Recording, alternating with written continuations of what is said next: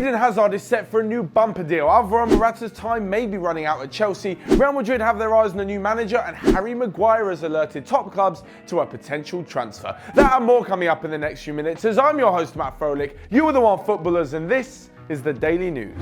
Up first, and Eden Hazard could be in line for a new mega deal at Chelsea, pretty much so the club can put to bed any rumours of him joining Real Madrid.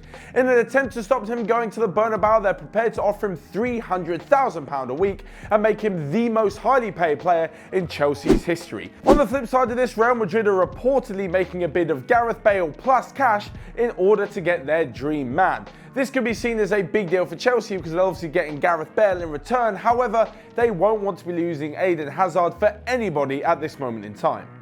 But someone who definitely looks to be leaving Stamford Bridge is Alvaro Morata, as after almost 18 months in West London, he's failed to prove that he's any sort of decent striker. I still can't believe they paid $60 million for him, and the hopes that he would return to them about 20 goals a season seems pretty far-fetched. So what are they going to do without him? Well, apparently they're looking to Italy, and more specifically Milan, to try and get a replacement.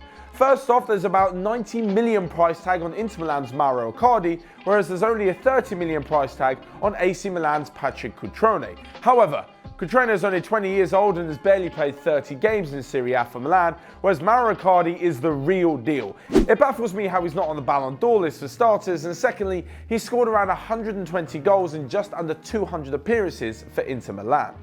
So what would you do if you were Chelsea's manager? Would you go with the experience and the guaranteed goals, or would you go with a youngster who could turn into something unbelievable? Let me know in the comment section down below. I'm moving from one player who could be leaving to a manager who could be leaving his club, and despite only joining in the summer, Real Madrid boss Julen Lopetegui could be fighting to save his career in the next 3 games. According to press reports, Real Madrid are lining up Antonio Conte to replace the former Spain manager if he can't get the team firing again. This to me makes absolutely no sense. How can you get rid of a manager because he's not scoring enough and bring in a defensive-minded coach who will probably put in another defender to the back line? Doesn't quite make sense to me.